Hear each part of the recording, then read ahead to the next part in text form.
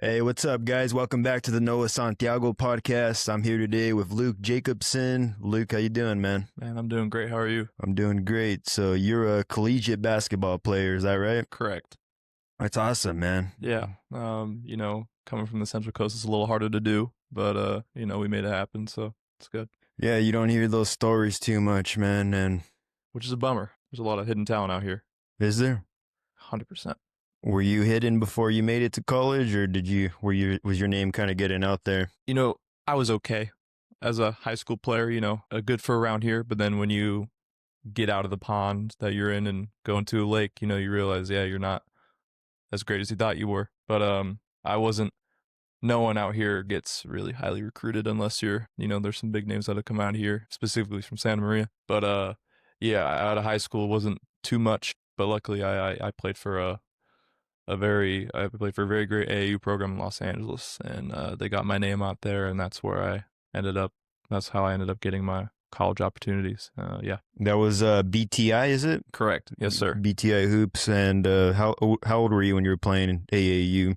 Yeah, so I moved to BTI when I was a sophomore in high school, so I was about 16. I was 16 years old at that point, going into my junior year, and I was very fortunate enough to make the top team there as a 16U guy, and I got to play with a lot of really good players, and really helped me find my love for basketball again because at that point it was really fading away. That's cool, man. Yeah, like for people that don't know about AAU, like what is it exactly? Because like even me, I when I think about that, I think about like Kobe, right? Kobe had like AAU teams that he would run. Yeah, he did specifically for his daughter. He was Yeah. in the women's scene, and as a middle schooler, I was fortunate enough to play in his tournament that he held in Thousand Oaks. Oh, you And played? yeah, so in September 2019 is when I met Kobe Bryant. He watched me play as a middle schooler, and Did you chop it up with him at all? I got to dab him up after our game, and I said, I told him because they were playing right after us. I said, "Go win," and he said, "Appreciate it, man." He said, "Good game." Obviously you don't know how much he was really watching because I remember seeing him up in the top rafters. He was talking to others, but he was there and he was observant, and it was really cool to get that experience. And one of my teammates' cousins got it on video after the Damn. game. Yeah, so I have You that. still have that video? Yeah, And Kobe looks like a real stoic guy, right? he is a very stoic guy. But was it kind of daunting to be in his presence? I wouldn't necessarily say daunting. But maybe you can feel his aura. Yeah, I mean everyone. Uh, man, Kobe was the dude, and Yeah. as kids our age, we didn't necessarily know much about his past and certain allegations and all that. So It's just strictly hoops. we just knew strictly hoops, and his, especially his final home game at Staples Center when it was Staples Center, and I remember watching that live, and it's against Utah Jazz, and he was cooking, but He took like 50 shots though, huh? I know, yeah. But he still cooked. He was still cooked. Proper send off, but I remember the day before Kobe died, we were in his tournament too. It was in January. So it would have been the 19th. His team was playing that night before he passed away, and we were there. And yeah, it was tough because, the next day I'm on the topic of the story, I, get to the gym. Really, I was at the gym early. Our game wasn't until the afternoon. I wanted to get a t-shirt. So my dad drops me off. He said, "Go in there real quick, go get a t-shirt." And I walk in there, and everyone at the whole gym is on their knees or they're crying, right? And they're all huddled around the back court, which is court 6. And that's where his team would play almost all of his games, was in that back court because it was close to the back, obviously where no one could really interact too much with Kobe because it's Kobe. But so I start making my way over, and I see this couple, and this woman is just crying, and husband's holding her, and I'm like, "What happened?" And in my head I'm like, did a kid get severely hurt? Right. But then the guy's like, "No, Kobe died." And at that point I'm just like, wow. It didn't set in until after. So right after that, I start making my way over to where the main scene is, and I'm pretty, obviously I'm confused. I'm like, holy crap, like this really just happened. Yeah, that was like just a very sad moment across the sports world, man. 100%. It just really put life into perspective because you look at these basketball figures like Kobe, and they seem immortal, right, on Earth. They seem like these great legends. And Yeah, how old was he? Like not like early 40s, right? Barely 41 or so. that sounds about right. Yeah. What really hit me uh, was, one, I just saw them 13 hours before that, and two, his daughter's passed away, and 13 years old. She Yeah. had a bright basketball future, man, especially when you're with your dad being Kobe, but two, like she was doing stuff as a 13-year-old that you don't see a lot of 13-year-olds doing, and it was just tough. So that all went down there. I remember getting home that night, and that's when it really hit me. That was tough, Yeah. and then Was he a big influence for you? Big inspiration? definitely after I met him, more so. 100%. You meet a great like Kobe. So it was really cool. Yeah, and then obviously I was at that age in middle school where kids are mature. So I had my friends making fun of me about it, like, Mm, and I was just like, come on, you guys, like yeah. He died. he passed away. Like anyone passing away isn't great, no matter how bad or good they are. Yeah. But Well, it's a little more understandable when they're like Epstein or someone, yeah, right? sure. But yeah, yeah, it's pretty sad. Are you a Lakers fan or? Funny you asked that question. I'm a Clipper guy. Oh man, what happened, dude? That's a good question. I have fair reasoning. First of all, my family, we own a screen printing and embroidery company in San Luis Obispo. That's where I'm Hmm. from. What's That's the name of that? Jake Carroll. Jake Carroll. Jake Carroll. So the name originates. My dad's first name is Josh, so there's the J, and his Mm. middle name is Carroll, right? So I guess that that's how the name came about. Don't know how, Yeah. but Shout out Jake Carroll. shout out Jake Carroll, man. Man, the gateways that my dad and that company have opened for me is like Yeah. I can't thank them enough. But my dad and his company, they did it was the Lob City era. Mm-hmm. They did their playoff T-shirts where they filled the arena with the Oh, T-shirts you on the. printed them? Yeah, he printed them. So Big order then, huh? it's a big order. How many? Like 10,000? It was like 15. Damn, bro. Yeah, so that was a big one, and that's how I became. That's like my okay. This is why I'm a Clipper fan. But before that, playing basketball in elementary school, I was on a YMCA team, and this kid would come to practice every day in a Blake Griffin shirt. I was like, that's badass, right? You're like, my dad printed that for you. Yeah, yeah.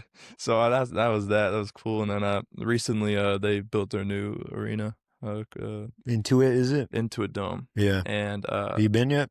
I've not been yet. And they have a high school jersey from every high school in California, and I was lucky enough that they chose one of my jerseys from when I was younger from Mission Prep. So your jersey's hanging in the Intuit rafters right now? Yeah, Damn, bro, yeah, that's legendary. it's pretty cool. So having number 4 in the Mission colors up there is pretty dope, and I've yet to see it. Of course, I want to. Trying to find a time. It's tough with being a college athlete. You got stuff all the time. Yeah, man. Take me through your Mission Prep days a little bit, man. What was it like playing at Mission Prep slow? Yeah, so I went through the mission system my whole life, through the elementary school to the high school, obviously, and was a freshman during COVID. I was decent out of middle school. I was raw, still technically raw, but raw meaning like there's a lot to work on, and obviously there's still a bunch to work on. There's always room to grow. So I was good enough to where I got a varsity spot, and I played in a few games, and for the rest of the season, I was a junior varsity guy, and that was so good for me just to hoop. So I was able to do that, and sophomore year I had a little bit more of a role, played like 15 to 17 minutes a game, and then senior year was the time, but I wasn't a big scorer my freshman through junior year. And did you have like a growth spurt, or what was your height like in those days? I was always tall. I came into high school like 6'3", almost 6'4". And you're 6'7" now? Yeah, listed at 6'7". But with this, I don't have TikTok, but this 6'7" thing, I don't like to say that I'm 6'7". I say I'm 6'6". Yeah. People like just round down. Yeah, it's just like I don't want to hear it. I don't even know what it means still, to be honest, man. Dude, neither do I. Yeah. I'm being honest with you. I've never had TikTok or anything, but besides the point. Yeah, I was always tall, and then I got gifted with some athleticism in middle school, and I just carried it with me. And yeah, I probably stopped growing around my junior year, maybe a little bit after my junior year, so I was turning 18. But yeah, I wasn't a big scorer. We had a really great player on our team named Jamar Howard. Mm-hmm. And Uh, where's Jamar at now? Jamar is at Cal State Los Angeles. Okay, good school. He, his the guy has had an injury history, and you really feel for the guy because what a talent, dude. Yeah. Just an absolute freak athlete and really good guy. So dealt with that. Well, he went to University of Texas Rio Grande Valley, a D1, and played well, but got hurt again. So that's why he bounced down to the Division II level where I'm at as well. And he actually recently just got hurt again, so he's awaiting an actual diagnosis on that. But anyway, he did Nice. most of our scoring in high school. And were you like Robin to him? Was he Batman? You were Robin? It's a good. I mean, I'd like to say that, but it was more. We had a couple guys that could. I was a spot, a 3-point shooter, pick and pop. Clean up guy. So I didn't do too much. I probably averaged like 10 a game my junior year. He averaged like 23. Right, and we just create a double gap for him and he'd score it. It was easy for him, especially with playing competition around here. I mean, as hard as the schedule that we played in California or my junior, senior year, when we got into league play, it was pretty easy for him just to get to the rack. Was he just like a down the middle guy, just driving all the time? Freak athlete, just had this Euro step where he's like a ballerina and he could just like slow down with ease and just. What kind of NBA player, like if you could pinpoint one NBA player, who would you compare him to? I'd say he's a little bit shorter version of Jalen Green. I'm not gonna lie. When he was at his, when he was really healthy and he could really jump, and he's just got that frame where. And you would be what, like Kyle Korver? Yeah, I like to say Kyle Korver. I really like to say I'd be like a Duncan Robinson. All right. But that's pretty solid, man. Yeah, but you need those guys, Yeah, you gotta have them at some point. So. But yeah, my senior year is where I really got to fill the role of being that guy, and it felt good. Was he in the same grade as you? He was a year ahead of me. Okay, so you took his place essentially. Mm-hmm. And I was the only senior on my team. I was the only guy in my grade that played basketball, so it was just me there. And we had a really good group of juniors my senior year, and one of which was a really, really good player. His name's Roman Benedetti. He was hurt though for most of that year, so I mean. Without him, it was tough to, I was a lot of, I guess you could say, the attention when it came to the other team. So I went early in the year, I played well, and then I started getting double teamed and everything, and that was a bummer, and having another good guy like my teammate Roman, we could stretch the floor a little more and they could focus on other things. And, when he came back is when it really mattered, and we ended up going to the regional finals and ended up losing in that, and then got deep in state and also lost. But, having him back was huge. And, yeah, but that year was tough. My senior year, we lost like 11 straight. Damn, bro. Yeah, we had a really tough schedule. It was tough. So was it your junior year then when you made it to the tournament? My junior year, we were in Division I in the Central section, so we lost to Clovis West in the second round of CIF, and then we made it deep in the state playoffs. We made it to the third round of state, and we lost in the third round of state, and then we also lost in the third round of state my senior year as well.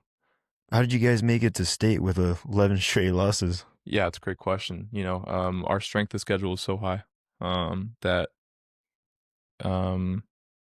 helped. Top of that, we started winning at the right time. So at the end of my senior year, going into mid-January into February, we started heating up and, doing what we should have been doing at the beginning. So that was good. But yeah.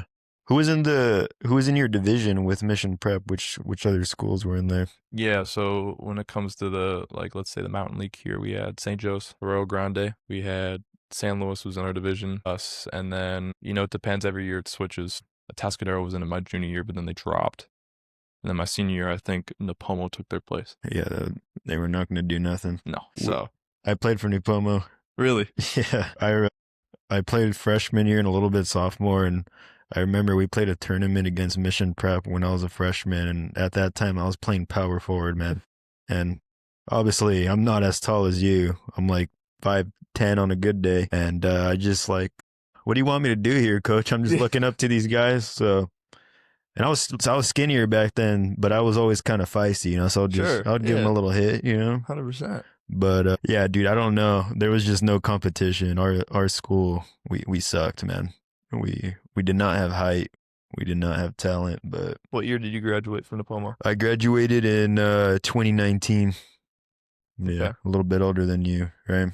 So did you play at all with Darren Sosa? Yeah, I did. Yeah, he was my coach. That's what's up. You know him? Yeah, that's my guy. Really? Yeah. He put on a 1v1 tournament this summer at Napomo High School, and it was a fun event. Just got a bunch of local hoopers that, he knew and that thought could compete and held a tournament. He's doing a really good job, growing his brand. It's fun to see. He's kind of just doing one-on-one coaching now. He's doing he's just kind of like, you could say, I mean, he's a great basketball player. Two, You know what, dude? I'm sorry. I'm thinking of my coach. His name was also Darren, but I know who you're talking about, Darren Yeah. Sosa. Yeah, I know the. Well, I don't really know the kid, but I've come across him a For few sure. times. He's a Yeah. good hooper. Yeah. Yeah, but he's just doing like basketball content stuff, Yeah. like pretty similar to what you're doing, but just obviously not, just different realms of things. And it's been cool to see. He's on the upward trajectory, like I'd say you are. So it's Yeah, cool.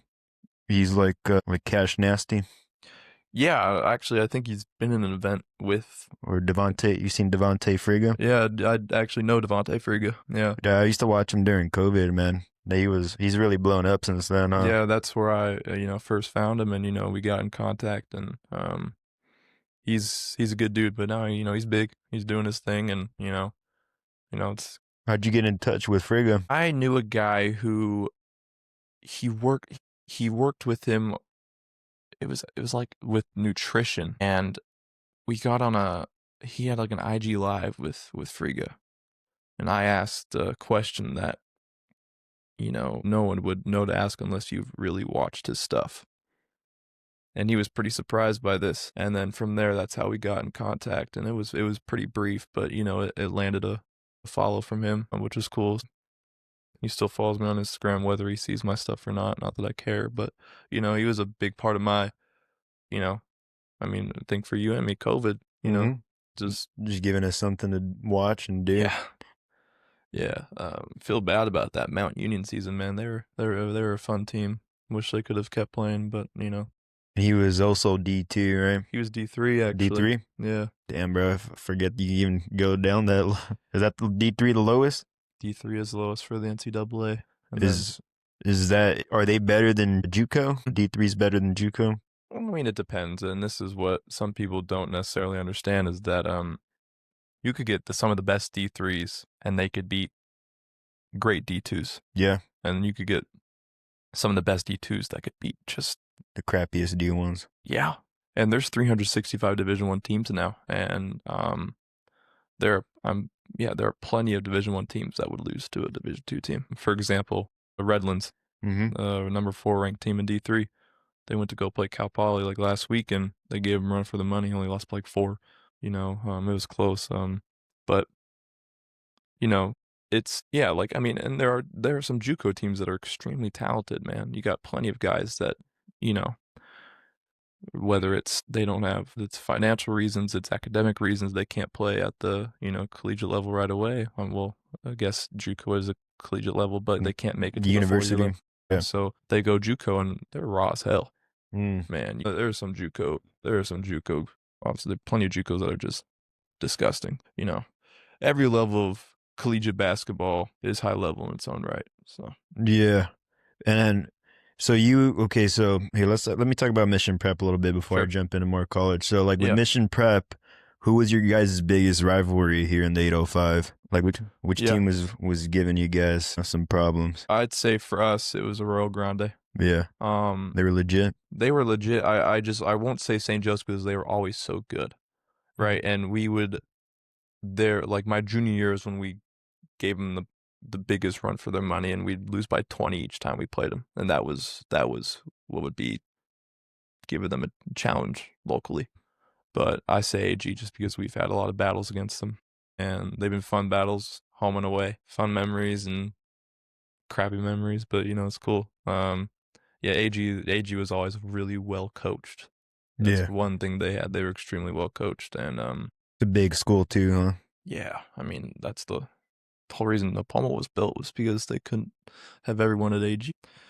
Yeah, AG was always good. So I'd say AG, and I don't say slow, just because 2 out of my 4 years I was at Mission.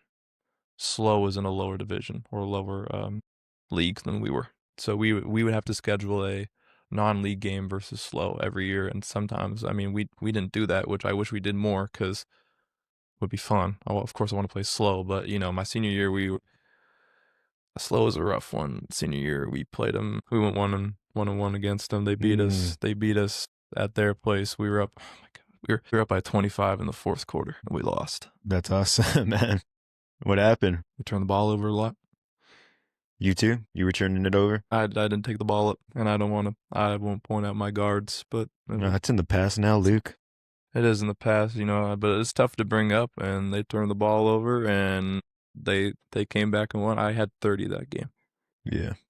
And that was a bummer, especially because it's slow. And then at our place, it was senior night. Well, and it was technically, I guess you could say it was Luke night because I was the only senior. So it was senior night, and they did a really good job against us, and I could barely do anything, but we still won. It was great. So won on senior night. So slow high school's got bragging rights on you guys.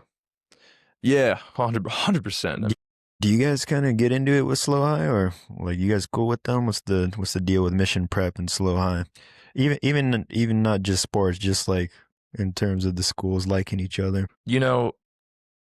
I wasn't much of a social guy in high school. I stayed away from a lot of that stuff. One, because I was really invested in basketball, and two, I just didn't have many friends. I knew a lot of people. I didn't have many friends, so I kind of, you know, I wouldn't. I'm not too sure. I'm 100% sure that there are a bunch of people from SLO that don't like people from Mission. That's for sure, and vice versa. But I know you said not about sports, but definitely sports has a big reason for that. I mean, we're crosstown rivals, and football during my time there, although we were in a lower league, we'd usually we beat SLO. And SLO is a public school, admission's private, right? Mission is a private school. We have when I was there, I bet we had around 300 or so kids. Man. So they're filling the school roster with the best athletes, really. Yeah. And it is what it is, but Mission, we had our loops and things we did to get guys to come to Mission that weren't from San Luis, But yeah, I think before I was in high school, the Mission SLO rivalry was way more intense. 100%. And then COVID hit and that all changed. Yeah. It is what it is. So. Damn, man. And then, all right, so after Mission Prep, you went over to Marquette. Yeah. So I was a recruiter walk-on at Marquette University. And for those who don't know, Marquette is in the Big East Conference. And usually, not this year, they've been really struggling this year, but usually they've been a top 25 program in America. Last year, our highest ranking was number 5 in the country. We were just coming off of a big win versus Purdue, and we were really feeling it. But yeah, I walked on at Marquette, and a walk-on is just you're not getting paid. So I wasn't getting any scholarship money. How tough is it to walk on and get into that program? What's like the competition like for a walk-on? When you go to a school like that, the competition's elite. You got the best players in the country, and there's only a handful of, for one, there's only the percentage of people that play Division I is super low, and then you get guys at that level, like they're the best of the best. And we had a good group my only year there. I'll get to why I was only there for a year, but we had a good group while I was there. We had a really good group of seniors, one of which is Cam Jones. He was a second-round pick, Indiana Pacers, and he was our main guy. Just a sick, prolific scorer. He could do everything. So having a guy like him was huge, and then just the there's just a bunch of other guys that just, knew their role, did the role well, and that's what leads to winning. And obviously, I mean, we got bounced in the first round of the NCAA tournament. It was a rough once 2025 hit. It was up and down for us, but yeah, for me coming from the 805, Mm-hmm. you do not. Although I did play high level basketball in LA, and we traveled all over the country, and I was very fortunate to play really high level recruits. The physicality and speed of high major basketball doesn't compare to any of that. And going into that, it took me a couple months to really get my feet under me and get comfortable with the speed of everything. Was it a bit of a mental challenge too? Yeah. Yeah, and especially because I moved to Milwaukee, Wisconsin the day after I graduated high school. Wow. So it was boom, right into it, and You're 18 years old at this point? I was 19. 19? But what a phenomenal experience doing that was. Getting to experience the high major basketball life was unreal, and especially at a school like Marquette where they invest so much money into their athletes, specifically for basketball. We were a Jordan school. We're one of very few Jordan schools in the United States, and we were. So were you guys getting hooked up with the Jordan drip? Yeah. What kind of shoes did you guys rock? Everything. Everything? Even the retros? Yeah, we get retros. But you can't play in those, right? No, so we get a lot of man, I got plenty of Jordans just from them, and we get like early release stuff too. So Yeah. a lot of that. But yeah, it was just unbelievable just being able to do all that. We got to fly private everywhere, and They had a private jet? we did. It was like a charter company. Flew on a big plane, and we had a big reason for all this because we had great donors, and donors were a big reason for why we got to do what we do when it comes to the hotels and the flights and the all that stuff. Thank you, donors. It was great, and a big reason why I chose Marquette. I had walk-on offers from other schools. For a guy my size and to be able to shoot, it's a school would take you as a walk-on. You know what I mean? So I had the opportunities to go walk on at Gonzaga, Colorado, TCU, Washington State. I'm missing a couple, but I had options. Why'd you ultimately choose Marquette? Yeah, it's a great question. I played AAU with Caden Hamilton, who went to St. Joseph High School. He was getting recruited by Marquette heavy when we were in the midst of our summer AAU session, and I thought it'd be great to go join him and be in the Big East Conference. Getting to travel to phenomenal venues. Like we played in Madison Square Garden twice, and in New York, and there's just a bunch of historical venues in that conference, and they said you'd travel. So I was like, yeah, I'm not turning that down. So that was a big reason why I chose Marquette. And Marquette really came to be because I would train a lot with Caden, and whenever they'd call, I'd be there, and I would make my presence known. Yeah. So when I expressed interest, it was kind of like all right, why not? So that's how I got the Marquette opportunity. And this, so did you actually end up playing a game for them, or you redshirted, right? What is redshirt? What is redshirting mean for the people out there that don't know? Yeah, so redshirting means you're not allowed to play in a game, but you retain eligibility. So technically, as an academic sophomore, I am a freshman athletically because I did not play a game at Marquette. And I made that decision because, one, I knew going into Marquette that I wouldn't be at Marquette all 4 years. You knew out the get-go you were not going to play there. Yeah, for the year. 100%. Yeah. Right? So I was like, I'm going to get this experience. I wanted to stay for 2 years because I wanted to play. I wanted to get into a game, and I would have gotten into a game, right? I would have gotten trash minutes at the end, and it was like, that's the for me, with my expectations and where I'm at, that's the dream, man. Get to step on the floor in a high-level Division I basketball game for Marquette University, where Dwayne Wade, Jimmy Butler, Jay Crowder played. You know what I mean? It's just like Jimmy Buckets. I was like, yeah, that was a goal. So decided to redshirt. And then after the season, with new NCAA rules, with roster spots and everything, and the whole idea was they're going to take away walk-ons because of this new scholarship rule, which the rule is they have 15 scholarships and that's it. And I guess there'd be no room for walk-ons, whatever it is. They were under the impression at the end of my freshman year that, hey, it's looking like you're not going to be able to come back. Hit the portal. So I said, okay. So I hit the portal, and that's why I wasn't able to go to Marquette for a second year because, one, they advised me to. They knew I wanted to play, right? And they knew that the likelihood of walk-ons not being able to come back was high, right? So my options were to stay there and take a risk because it was a small chance that we'd be able to come back, or go to a new place. And I chose obviously the safe route and to go somewhere else. And ultimately, they grandfathered walk-ons, which means they let walk-ons who are already at the school stay. So currently there are 3 walk-ons still at Marquette that got their spots, that still have their spots there because they were grandfathered, while I made the decision to leave because I was scared that wasn't going to be the case. And I was told that probably wasn't going to be the case, and these guys who are already there. Do you don't regret your decision to go to Marquette, do you? No. It was worth it, right, to experience basketball at that high of a level? I matured so much as a man. I matured so much mentally. I matured so much as a basketball player at that school, even though I did not step on the floor. That doesn't matter. I didn't get many reps in practice. We had a bunch of, our walk-on group was disgusting at Marquette.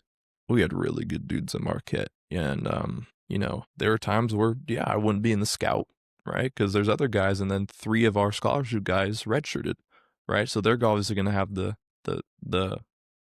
go-ahead over a redshirt freshman walk-on, you know what I mean? So there's a few guys just waiting for their chance to that's tough, bro.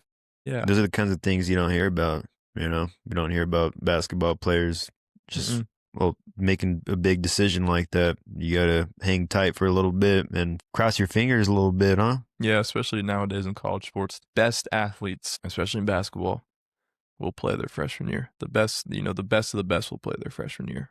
Obviously, I know I'm not best of the best. I'm nowhere close to that. I'm not a phenomenal basketball player. I'm mediocre. I could shoot the ball well. I'm 6'6", like I said earlier. I'm not 6'7". I'm 6'6". Yeah. Shoot the ball, and that's what I bring to the table. While there are others that bring so much more to the table that are. Well, you're good enough to play at college, man, and you got to give yourself props for that. And there's not a lot of people that are able to do that. I know some guys around here that wanted to take it to another level in other sports too, and it was just a dream. Yeah. You're doing it, man. Yeah, it's maybe it's not the way you planned on it.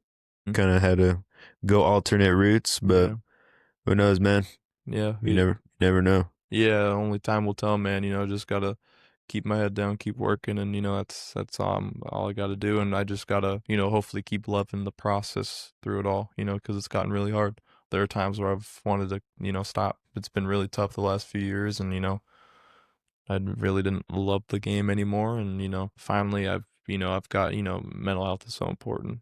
For sure. Obviously, everyone has struggled with it on different levels, and I've really struggled with that, especially as a kid. I had a rough childhood, so this whole playing college sports is hard in itself, and already dealing with stuff is even harder. So when you hit a rough patch, and it lasts a long time, it gets pretty degrading. So I was almost about to call it, but so we're gonna keep pushing. We're gonna see if we can make something happen. Yeah.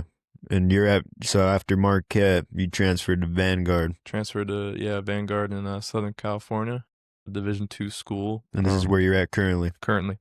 Yeah, out of the transfer portal, I was very fortunate to have a lot of options. One, because of the Marquette name in the portal. You see a transfer from Marquette, you're like, oh, wow. And then two, I'm a big white dude that could shoot the ball. So I had a lot of options, but a lot of those options came on the East Coast and the Midwest. And I was like, I need to come home. I want to come home. I want to, seen what I had to see. I want to be closer to my family. My mom was diagnosed with cancer while I was in Milwaukee, so I want to be closer to her. So, I really wanted to come back here, and I didn't have many options out here. Yeah, I'm sorry to hear about that, about your mom, man. That's all good, but mom, it makes the all makes the story better. I'm glad I'm home, and obviously I'm able to come home on the weekends whenever I have a chance. I love coming home, driving home. It's really important to me. So, You try to come home most weekends? yeah, whenever I can.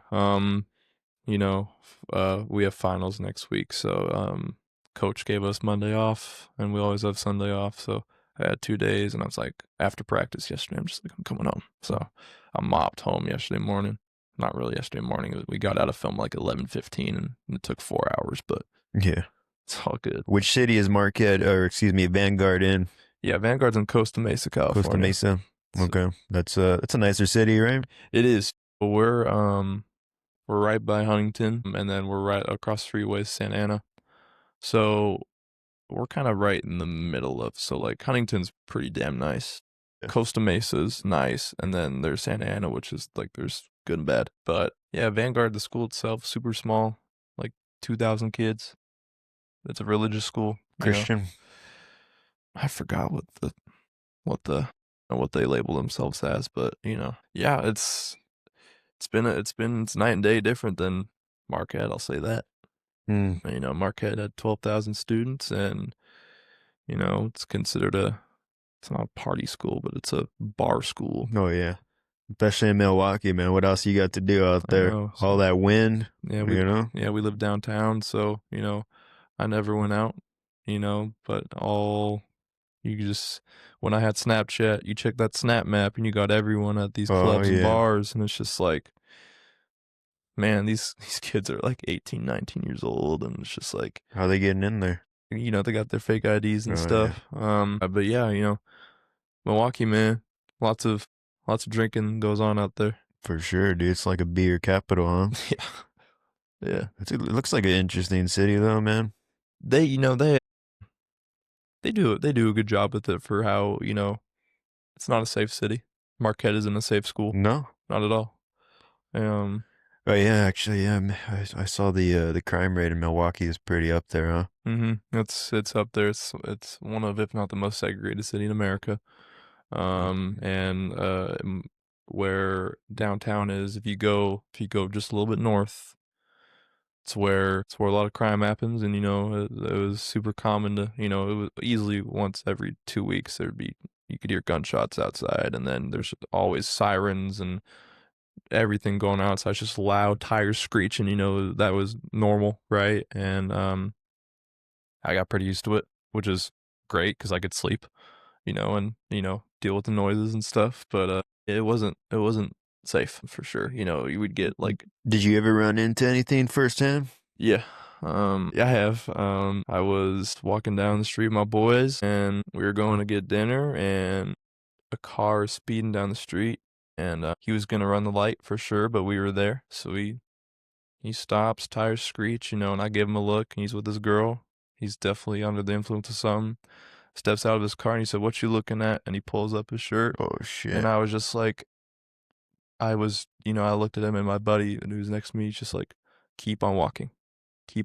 So we kept on walking, and he's cussing me out. His girl's still going. And his girl's just like, stop. You know what I mean? He's trying to be the alpha. You know what I mean? Trying to see what's up. Trying to put on a show. But ultimately, I thought he embarrassed himself. But he's the one that messed up. Yeah. I mean, were you guys just pretending like it was a BB gun? Were you guys just like, we gotta? It was kind of in the moment. It wasn't like you didn't realize, and then and then after you're talking about it, he's like, yeah, he had one, and we're just like, oh. Have your parents heard this? Yeah. Oh, okay. Yeah. All right, good. Yeah. But like, I did stay in a lot, and also the weather wasn't the prettiest. No, not at all. So, you'd always get crime alerts on your phone, like, oh, a student got robbed, you know what I mean? Stuff like that. You got someone snatched their bag or something, shots fired somewhere, police on scene, stuff like that, it was normal. Yeah. It was very normal, so. People were cheesing on the crime, huh? Then they were eating cheese after, man. Cheese, man. The cheese, I thought it was overhyped. I mean, I'm not a huge cheese guy, but like everyone's like, try the cheese curds, and I was just like, tight. It's like, all right, it's fine. Fried cheese, it's like, yeah. Yeah, you can do better than that, huh?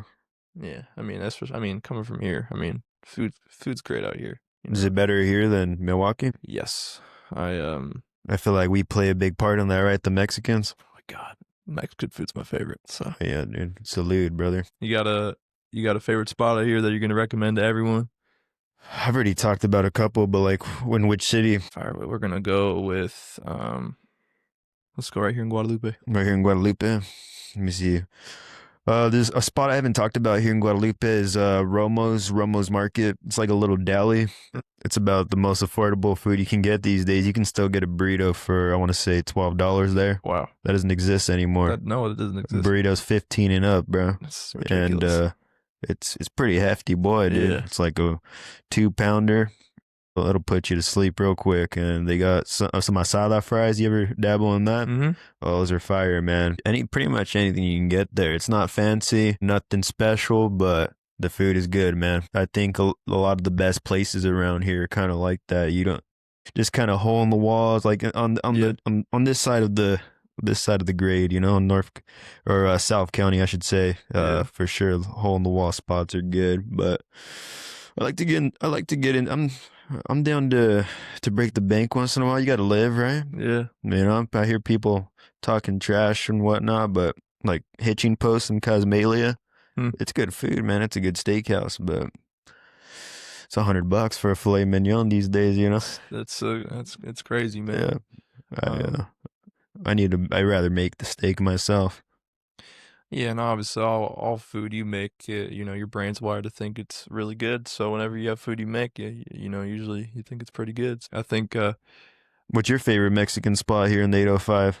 it's Lily's Taqueria in Santa Barbara. Lily's Taqueria. It is just phenomenal. What do you get there? I get 6 carne asada tacos. There's all carne asada. Yep. And just It's that good. yeah, and I just get a bunch of onions and cilantro on that. And yeah, I get a side of some grilled onions and some peppers, and it's fire, man. That'll do it. The simple the better. Why that spot? What is that spot? How'd you find that spot? It's a great question. My dad and I, when I was younger, he would drive me to LA before I started driving to LA. So for basketball, and I don't know how we found Lily's. It must have been recommended in by someone, but we tried it. It's fire. It is fire. So that's how we found it. It's in Goleta. One is in Goleta, and then there's one downtown Santa Barbara.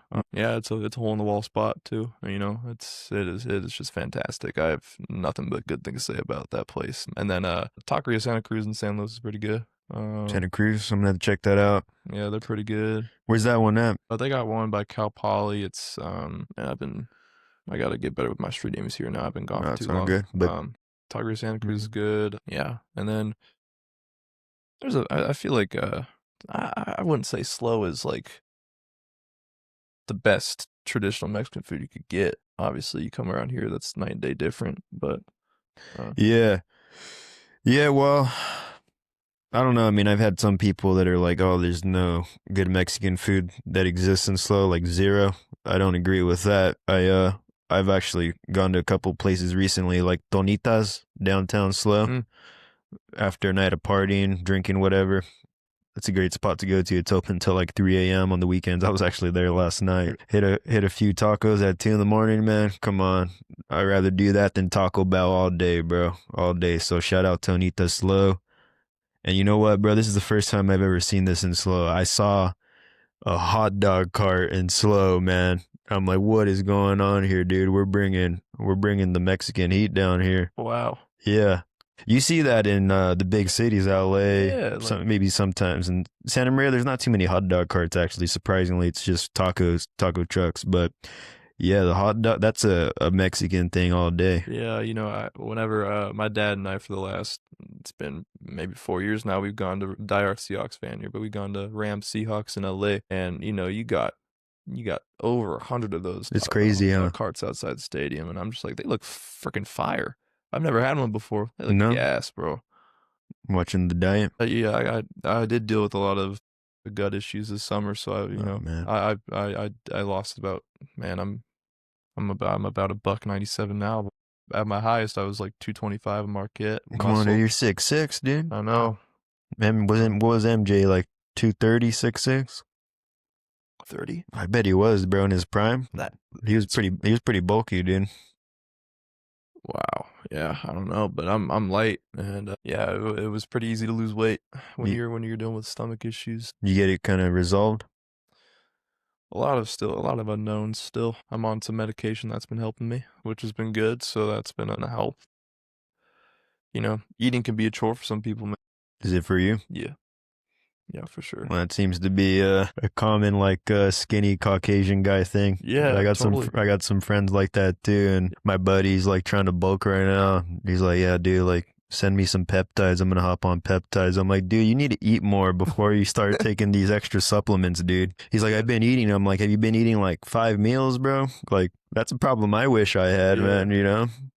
Yeah, you gotta for people who you say they eat it, are No, they don't. are they eating super calorie dense foods? You know what I No. mean? Like, are you eating your peanut butter? Are you eating, Steak, chicken. yeah. If Yeah, you if you if you down stuff like that, well, for one, steak and chicken is gonna make you feel more full. for sure. Protein, Yeah, but those just fatty foods, the caloric foods, obviously just you could just ask junk food. ChatGPT, yeah, ChatGPT for everything now. You can say, "Hey, yo, what's got a bunch of calories in it?" and have that. But people who just eat, say, popcorn, Mm-hmm. Yeah, that's no calories. yeah, I mean, you could eat a lot of it, but like, there's nothing there really. You know what I mean? So, Yeah. yeah, Yeah, I love going through the diet of a girl. Like you ask her like, "Hey, what have you eaten today?" And she's like, "Oh, had like one water, had a Starbucks, had a granola bar, yeah. had a bag of chips." I'm like, "Where's the freaking Whole Foods?" On God, man, it's crazy. And you got to feel bad for them with with image and everything. Oh yeah, It must be a nightmare. But especially with social media, it's a killer. for But sure. definitely girls do not eat a lot of food. I mean, the ones a lot of the ones I've talked to at least. You know, Yeah, I know yeah, no, there's some healthier girls out there, but yeah. yeah, respect respect to the ladies. Do you got a lady down there and I don't, man. got one here waiting for you in slow? I don't actually. I've been off the grid, honestly. Yeah, trying to lock in. I dated the girl in Wisconsin, but she transferred. She played soccer. She transferred schools Oh, after the first semester. It was a bummer. She was great, but I've been single since then, and it's been. I mean, sometimes you get lonely. You know what I mean? But yeah, I deleted Snapchat. Snapchat now, I will tell you, is bad. the worst. It is bad. I deleted that when I moved back from Wisconsin, and I haven't had Snapchat in a good 4 years, I would say.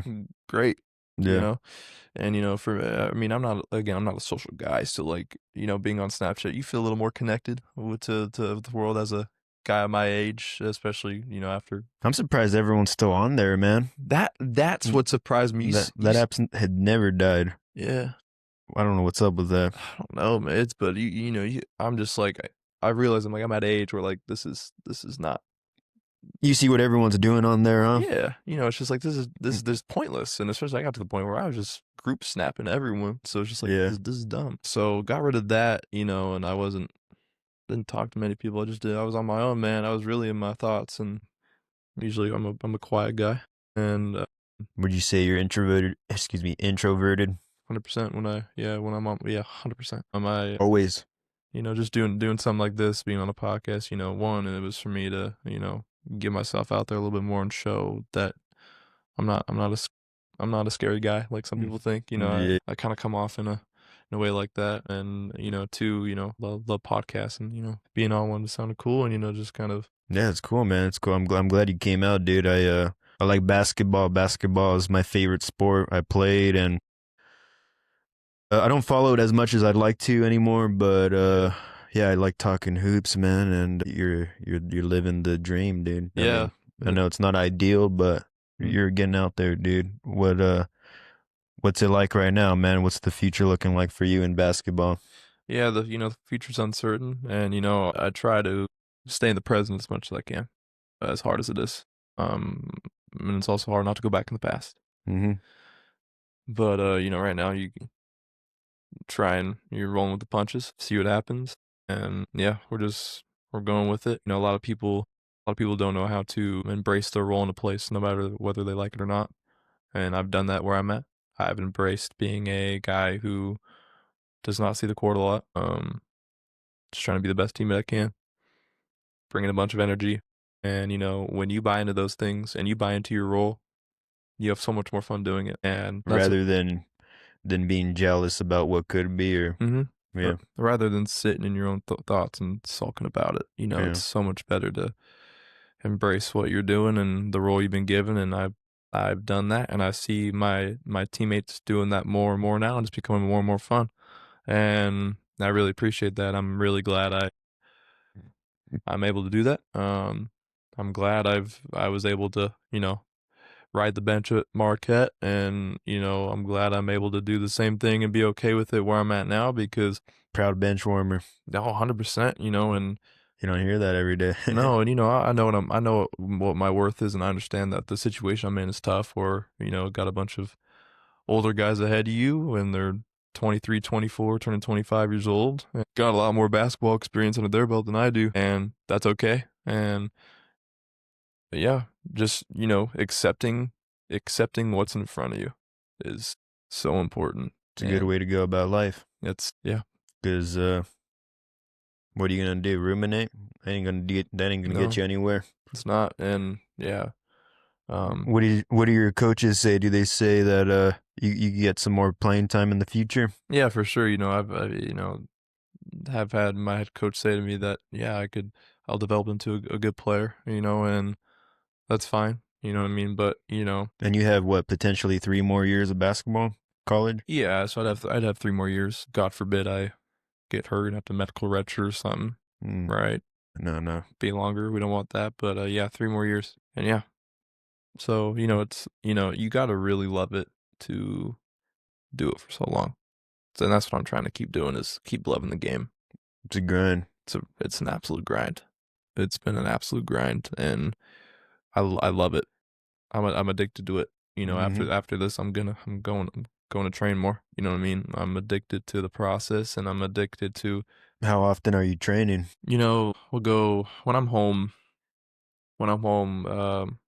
It'll be, let's say, especially on the weekends when I'm not trying to do too much, it's lift and then get on the court for a workout. And whether it's putting up 400, 500 shots, or working on handling the ball, because I don't do much else than shoot. And Is your handle getting better? 100%. Yeah, so especially after being at Marquette, you got Shaka Smart telling you to work on your handles, get in the gym, work on your handles. That's stuff that pushes you, like meeting Kobe Bryant. Yeah. Stuff that pushes you. You think you can do like some Jamal Crawford type stuff? Yeah, it's gonna take a lot of time. He's 101. He's pretty quick with it, huh? Oh man, watching his highlights are awesome. And you had him on your team, man. Prime Crawford. Miss him on the Clippers. Most 4-point plays of all time. Legend. Yeah. What a stud. And he's a 4-pointers. Pacific Northwest dude, man. So it's cool. But handles, because at this level, being my size, you got to be able to handle the ball. Yeah. And especially as a white guy, man. Exactly. You gotta you gotta show them you're different. Exactly. Every basketball player has their stereotypes. White guy shoot. You like Austin Reeves? Oh, Reeves is a dude. He's him right now, huh? He's a dude. Yeah, he's a dude. He's 6'4". He's a good athlete. He's a fun player to watch, and he knows the game well. It's cool. He's smart. He's a smart player. Yeah. Could you take Austin Reeves 1-on-1? No. The only, depends on how many dribbles I got. Right? Mm-hmm. Maybe I could put. I don't know. I'm not gonna say anything.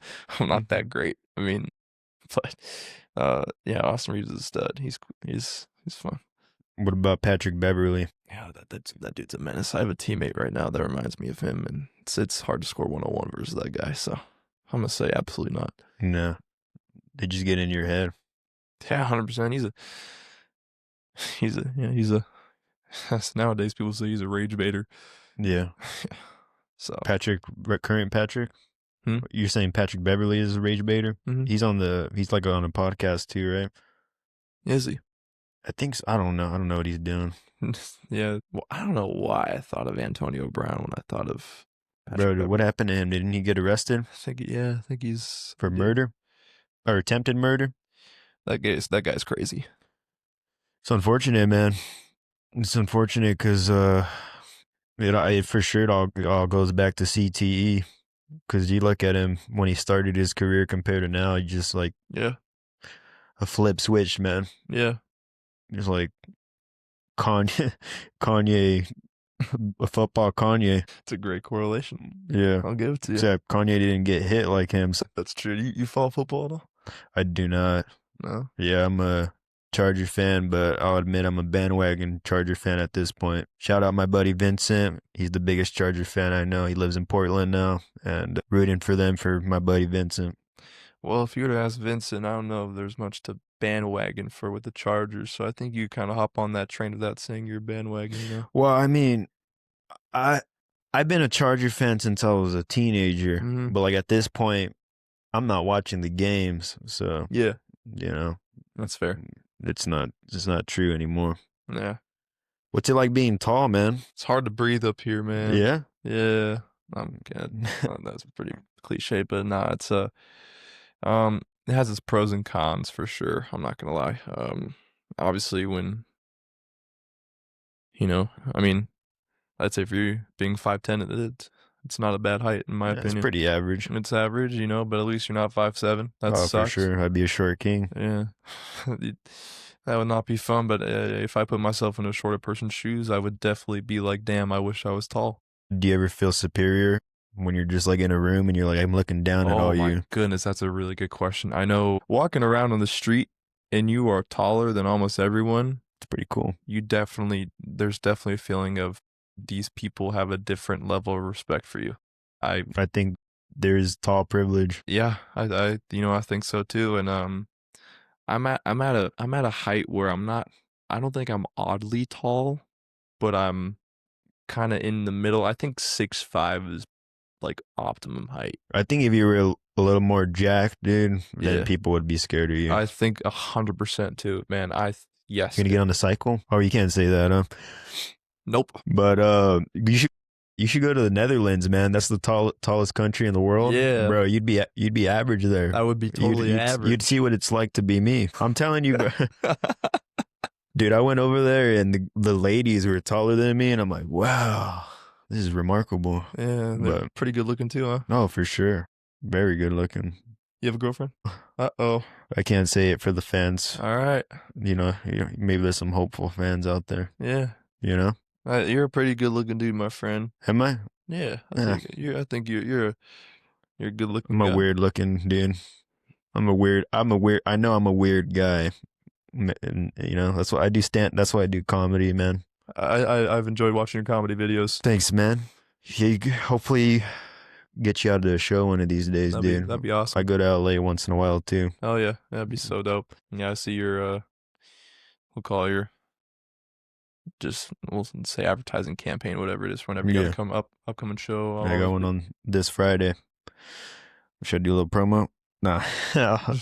Hey. Oh, you know what? Screw it. Come out this weekend, guys. Friday, December 12th, Guadalupe Social Club. We're doing a stand-up comedy show. You see my podcast. You got your man. You're always asking your man to take you on a date. Well, here it is. Tell him to take you here. You guys are going to we'll get you involved. We'll do a little crowd work. We'll ask your man, hey, why haven't you proposed yet? You've been together for 5 years. Where's the ring at? That kind of shit. So yeah, come out to the show. Link in my bio. Right? Sorry to do that to you, dude. I gotta get my free advertising. That was awesome. Do you have like a favorite way you interact with the crowd at a comedy show? I've got some questions that I've came up with that are a little gaslighty. So, but it's what you gotta do. I try to keep it organic when I can, just on the spot, like just observe what I see or ask something about them. Yeah. But like a good gaslight one I like to ask is like, I look at a couple and I'm like, hey, you guys look like you're on a first date. Am I reading that right? And I got a guy that actually got mad for the first time the other day. Really? Yeah, he's all like, no, we're not actually. And you know what? None of you guys have been funny tonight. And I'm like, oh, here we go. But yeah, I did like a little therapy session with him and I got him back. He was going through a tough time. I guess his grandma died. But yeah, you never know, man. It's just the way that game goes. You You're gonna get all kinds of characters in the crowd with the comedians and hecklers. I've been doing it too long. I've only been doing it for about a year now, but Yeah. even just watching other shows, I've seen some crazy stuff like ladies falling over, ladies pissing their pants. I've seen that live. Yeah, hasn't happened to me yet, but well, I'd look forward to it. Yeah, you got to make like a checklist or a goal board where you just cross off the list when you do something that you Yeah, want to do, I you know. should. I think that'd be a good idea. Yeah, I'm gonna write "lady pissing her pants" at my show. Awesome. Man, let's see, dude. Let's talk to you about what's the most fun part about hoops or college hoops for you, man. Yeah, that's a good question. You learn to balance life, man, with academics and hoops. And, I was thinking about this before, but at the high level, they kind of do everything for you, whether it's scheduling your classes, everything. Well, first of all, everything's scheduled out for you. You don't got to take care of that at all. No, That's you good. don't got to worry about anything. You got great tutors, just phenomenal resources. Like there's no way you could really fall behind in any way, shape, or form. And fortunately, I went to a great high school where I was very prepared for college, and college has been very easy for me. Yeah, you do good academically. I do. And Straight A's. not straight A's, but I was Dean's List at Marquette, all academic Big East, and I came out of Mission Prep with the highest GPA I ever had in Mission Prep was like a 3.5, but the lowest I had was like a 2.8. That's pretty solid for an athlete. So yeah, thanks. At Mission they were just such high achievers, so everyone was like, "Oh, my 4.2 GPA isn't good enough." I'm just like, and they're like, "Oh, my parents are gonna be so mad." I'm just like, "Shut up!" Yeah, like come on, man. They're not doing it for themselves. No, there's so many other pressures, and we could get into that, but at the Division II level, you have to schedule everything academically. No one does it for you. The living situation is not as great as. You live with other athletes? Yeah. Basketball players? Yeah. Oh God, probably a little dirty in your room. Yeah. Oh. Yeah. A little stanky. Just a little bit. Yeah. And do they ever try to be like, "Hey, Luke, got someone coming over, man. Can you clear out tonight?" That's a good question. Fortunately, one of my roommates' girlfriend lives in Boise, Idaho, where he's from. Oh, so you're chilling. And then the other roommate just actually broke up with his boyfriend. Just broke up with his girlfriend. Mm-hmm. And I haven't really had to deal with much of that. So I've been pretty lucky so far. You might be that guy, dude. You never know, man. Vanguard, I don't know. You gotta be careful though, man. You're going to a religious school. I've never seen so many people specifically. Our school is like 60-40 when it comes to men and women. There's more women? Well, more women. You're in the ideal situation, man. What are you doing? But they're holding their Bibles and they got yeah. long skirts on and is they're that covering their shoulders and I don't know, man. Sometimes that seems like a front to me. I've come across some pretty religious girls, and they were sacrilegious during the nighttime, is what I'll say. That's the way I'll put it. I've heard similar things. And you went to a religious high school too, right? No one was religious, bro. No. It's just all the name. It's all the name. They. I mean, yeah, they have to teach religion. You know what I mean? But it's not. So you took a class about, what was the class? Mm-hmm. Every year I took a religion class. Had to. What was the title of those classes? Religious studies or? Well, specifically, the hardest class I've ever taken, ever in my academic career, was world religions my junior year of high school. And you're learning about the Judaism, the Islam. Yep. Yeah, it's pretty different, huh? It was just, I don't do well in lectures. That class was a lecture. Oh, I hate lectures, man. So I was really very much struggling to sit through those. Isn't college a lot of lectures? Yeah, we have a lot of lectures, which is a bummer. And the religion class I'm in right now is a lecture. And it is like I will leave. Every class I leave at the same time, 8:30 in the morning, and I leave for 20 minutes because it's an hour and 15-minute class, and I cannot sit for an hour. Give yourself a break. Yep, I'll walk around, use the bathroom. I love walking. I love going for walks. So I do a lot of that. No noise. Yeah, it's whether I have a podcast on in my ears or it's nothing, and there's just the natural noises of cars and Just a stuff. moment to think, meditate, kind of. Yeah, it's a really good escape for me. That's good. Yeah, that's a good practice, man. Yeah. I hate lectures too, man. That's why I dropped out of college 3 times. I can't sit through those things, bro. I rather learn by interacting and learn by doing. Learn by doing. The Cal Poly motto, That's baby. right, man. But did not go there. My brother went there, Very but cool. I don't know. I think it still would have been a lot of lectures there, even with that motto. 100%. Come on. 100%. I mean, yeah, there's lectures no Yeah, matter man. what. What's your favorite thing to do, Luke? When you're in the Central Coast outside of basketball, what's your favorite thing to do? Hike. Hike? What's your favorite hike in the 805? Oh man, there's a couple. You got it's cliche, but the ones that you could never go wrong with are Madonna and Bishop's Peak, right? I mean, they're simple and you get great views when you get to the top, and How many miles is Bishop's Peak? Do you know? it's around 3. 23? Yeah. Yeah. Just depends on which there's different trailheads, but there's one that's about 3.2 that I like. Um and then Madonna, gosh, Madonna might be like it, it depends, close to 3, like 2.8. Mm. And then you could obviously go up to the M, which, by the way, the M stands for Mission College Prep, not Oh. Madonna, just so you know. Um, but I don't think enough people um experience Montana de Oro It's a good enough. hike. They got plenty of hikes there, but it's just gorgeous, Then you man. check that out. It is it's a legit state park, and it is so beautiful. You got to make sure to go on a clear day because it's foggy there a lot, Exactly. right? Yes, you got to go on a clear day, and I mean you got to plan your times for probably the afternoon if you do go, or just make sure there's no fog. But Montana de Oro is awesome. And then I'm blanking on the name, but Where's it at? it is right by Slow High. For people listening, if you know hikes, it's you go on the freeway Mm-hmm. and you get off on this little back road right before you're about to hit the grade. And man, I totally blank on the name, but Is it High School Hill? it's if you Belden? Belden Ranch Trail? I think it is, yeah. I think it is. Yeah. And that's the one that you see people do off the grade? Or no? Not necessarily off the Because grade. I see people park all the time on the grade. There's like a hike Yeah, right there so too, right?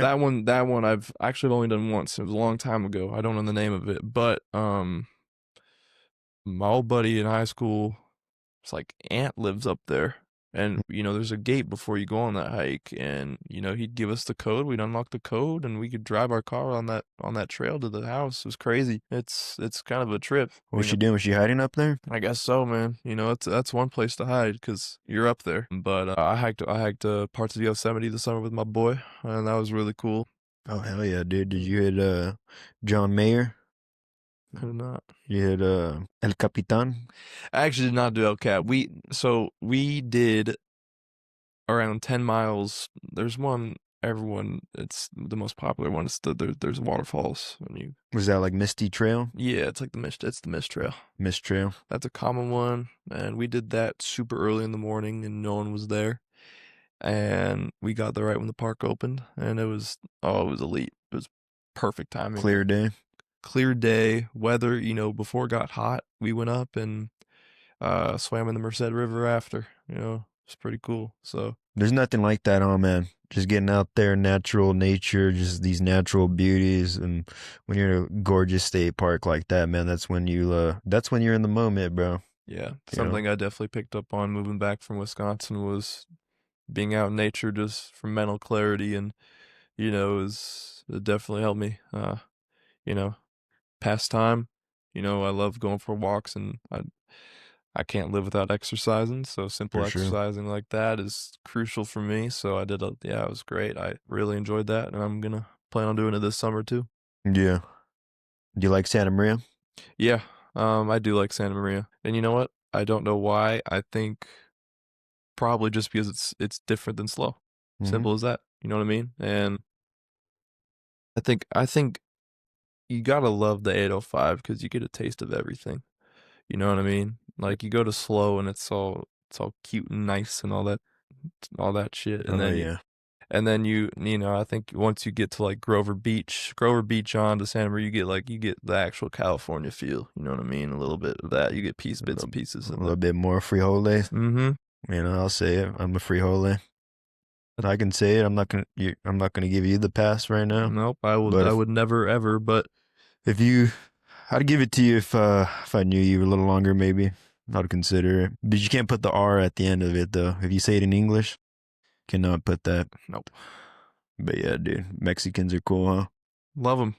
I was raised by one for the first 3 years of my life, and I won't get into more details because I don't want. Yeah, it's just a different chapter. Yeah, but you know, I amazing people. For Um, sure, man. Hard and workers, partiers, the best therapist. it's the whole get everything. It's pretty awesome. Yeah. But I think we covered some good stuff, man. You want to talk anything else about your basketball journey? Anything that you're looking forward to? if you're an athlete watching out there, don't let your sport define you. I think that's really important. Because that's what I did for the longest time, and I'm still trying to find out who I really am. Hmm. It's because when you identify with something like that, It's your whole identity. it's whole identity, and it doesn't translate to life later on. And Is that something you think about a lot right now? hmm yeah, I'm really trying to figure out who I am. I'm trying to figure out what people in my life are gonna benefit me in the long run, and also find people that appreciate me for who I am and not just as an athlete. And For sure, man. I think that's really important because it's tough, and also just mental health. If you need help, get help. Yeah. Let me ask you that, man. Like, let's say there's a athlete here in the 805 that has aspirations to make it to college or Yeah. even professionally. What hmm advice would you give them? Yeah, I mean, that's a great question. I think for all sports and everything, it's just you got to work hard and you got to have a different drive than others. You got to get up when you don't want to. Hmm. What time? Oh, if we're talking specifically waking up in the morning, like if you want to make the most out of your day, man, I know for me and my old teammate my senior year, we'd get up at 5 in the morning, go to Kennedy when it opens, and get shots up before school. It's just little things like that. It can't just be your practices because that's nowhere near enough. You got to put in the extra work outside of it. That's the simple thing. But it's coming out of here is really tough to get seen. It's really really hard to get seen. So I'm I'm fortunate for one not being a social person. I'm good at networking. And I spoke to the right people, and I got myself in front of the right people to where I was able to build great relationships, and they helped me. Building relationships is so important, and the more you have, I think the more success you will have with that sport. The more doors that were, Yeah, were available. You exactly. didn't even know they were there. Yep, exactly. Doors just open. I've been super privileged to have a lot of those doors. A lot of people help open doors for me, and I wish I could have a simple answer to give to people who have aspirations and have doors open for them. But yeah, just work hard. Don't be afraid to network, and yeah, just be different. For sure.